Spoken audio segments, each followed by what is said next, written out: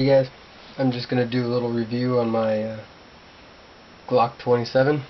It's a 4th generation, and make it look like I just bought it, but really I didn't. I got it like in March at a gun show for about $540 after tax and all that, which wasn't bad. They were selling Gen 3s out there for about the same amount, and this one guy had Gen 4s for the same price pretty much, and you get an extra magazine. So I opted to go for the new one. Plus I'd shot a 3rd generation. They've made some upgrades to this, to the Gen 4, that the 3rd generation one didn't have. So here it is. That's what the box comes in. You get your pistol. Safety check it. Clear. They give you 3 magazines. These 2 have pierce grips on it, which I installed on my own. Get 3 magazines with the Gen 4. The Gen 3, I think you only get 2, which, hey, that's $30 pretty much. It comes with the multiple back strap system, which I have not used because I like the way the original one feels. I haven't even opened these yet. Comes with a pretty shitty speed loader. Maybe it's shitty because I'm not familiar with how to use them very well, because I just use my fingers. Get that. Comes with your sweet old gun lock. As you can see, I use it because it's totally in the package still. And it comes with the first fire brass. And the instruction manual and all that jazz. And a little gear guide. I'm not going to pull those out.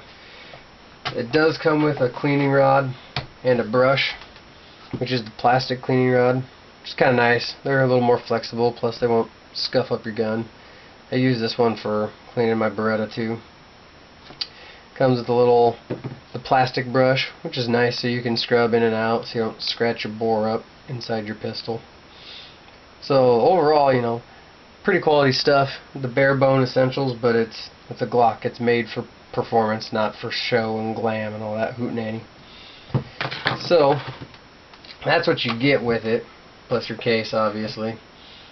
What else? This is the actual pistol. It comes with their little U sighting system. I don't know if they have an actual name for it or anything, but you got the U in the rear and the front dot. This is the 4th Gen 27, and it's subcompact, 40 caliber, 3 magazines. They come all flush fitting, which leaves it to where you don't really get your pinky in there unless you have itty bitty baby hands, which I almost do because I can almost get my pinky in there. So I opted to buy some pierce grips to put on, which obviously give you a full grip, much better. The 3rd generation Glock has a tiny little old mag release. I shot my friend's dad's. He had a 9mm subcompact for Glock. I don't remember what the number is because I don't remember numbers. And it was a 3rd generation one, and it had the tiny little mag release on there, and I could barely get it with my thumb if I was shooting in a fast situation. So I didn't like that, so that's why I really opted for the 4th generation. This was my first Glock purchase, 2nd pistol purchase. Got it for concealed carry, which I pretty much carry it every day. I know I've seen videos where other people said they changed the finish on it, and it looks really good. And for having carried every day, I really don't see any wear or tear on the tip of the muzzle. The only place I see any wear is just at the very front of the barrel block. I guess that's what you can call it. Glocks are pretty easy to break down. You just pull back on the slide, and you've got that on both sides. You just pull it down, and I fucked up. Well, there we go. And it comes off. And got your receiver there. Easy to take apart. You got your guide rod spring, barrel, and it's field stripped. You can go into detail stripping it down, but I won't because I don't really have the right size punch for these yet. I'm going to order the Glock tool for like $10. And then I'm going to do a little bit of work to it. The trigger feels like a staple gun. Not a big fan. It says on the front of my box here, it says 5.5 pound for the trigger pull, which is, I mean, it's not bad, but it's stiff. It breaks, and I'm not a big fan. So I've seen some videos where you can polish up some of the internals on here, and that'll help with the smoother trigger. And I also think I'm going to try and get a 3.5 pound connector for it, and at least test it out and see if I like it. If I don't, then I'll change it back to normal. I don't really want a super light trigger because I don't want, I mean, I carry it and I don't want to shoot myself, obviously, or I don't want to accidentally discharge one should I be drawing for some reason. For self-defense reason would be the only reason why I draw. Oh my god, I look like a moron here. So yeah, you can hear the trigger. Not too bad. I've never had any problems with it. I've shot a couple hundred rounds through it. I put PDX-1 in it for my personal defense round. That's what those look like. Pretty standard. I think almost everybody uses PDX that I've seen. I want to try getting some MagSafe ammo. I've got some in 9mm for my Beretta, but I've read reviews on it. It doesn't penetrate very deep, so it's good for, you know, in your house, but it also doesn't have very much knockdown power because they load them pretty light. But it's a shot style. It's got basically an inside cavity that's hollow, and they put lead shot in there.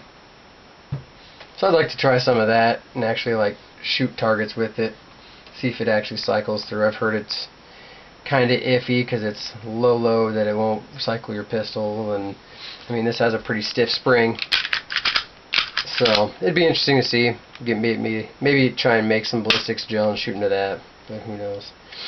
Now I'm just rambling about stupid shit that doesn't matter. Yeah, overall the rounds I put through it, I've never had any failures of any kind with it. The only problem I've run into a few times is when it's been disassembled. Oh my god, I am horrible.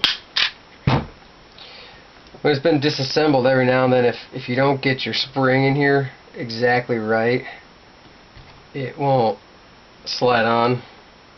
You won't be able to get it in there very well. See? So you gotta make sure that when you're putting it back together, you get it in there just right. And see, now it's stuck. And I guess the only way I figured out how to fix it is to push the trigger forward in there,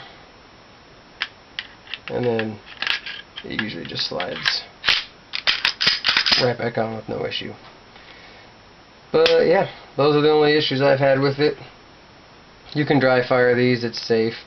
I do have snap caps. I try and get snap caps for every gun that I get, or every caliber that I get, so that I can practice at home dry firing. And it may sound geeky and nerdy, but I actually will, you know, go around the house as if it's like if I think somebody's intruding and I have to go around a corner and stuff. I'll do that just so I can be familiar with my gun and my surroundings. And they also help get the trigger pull down.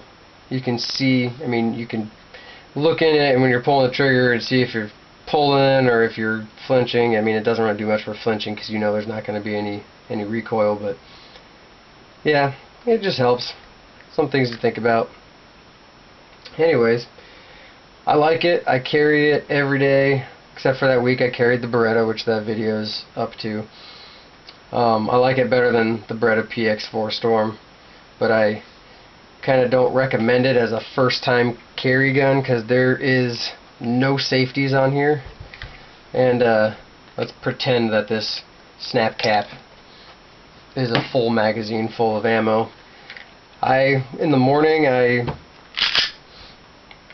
put my, actually I dry fire it. I have my trigger in the lockback position so it can't be fired, and I put my magazine in. I don't actually carry this with one in the pipe or with the trigger open, just because it doesn't have any safeties other than that trigger. Like, I can't do anything now, obviously, because there's no way you can pull the trigger. But that's how I carry it. My holster is a cheap little $10 holster, and it's not great, but it works. It holds it in me, and I can pull it out. Yeah, it sounded kind of dirty. But yeah, that is my Glock 27 Gen 4. It's a 40 cal. Like it a lot. Feels good and solid in my hand with that Pierce grip on there. I plan on getting one more for my last mag. And yeah, I encourage everybody who hasn't shot a Glock to go shoot one. It's a different kind of feel, but you can get used to it. And I mean, you can tell these things aren't made to look pretty, they're just made to work, and they do. So I'm a Glock fan, I'm a Beretta fan, I'm an XD fan. I like them all, but that's what I chose to carry. Super duper lightweight. You get 8 rounds, I think it's 9 rounds. I'm an idiot. 9 rounds per magazine. If you get the Pierce grip, it says +2, but you only get +1, so it has the same fire capacity as a Beretta PX4 Storm now, or in the subcompact, not the full-size Berettas. But yeah, that's my Glock, and I bet I can say "but yeah" about 600 more times, but I'm not. I'm just going to end this video, and thanks for watching.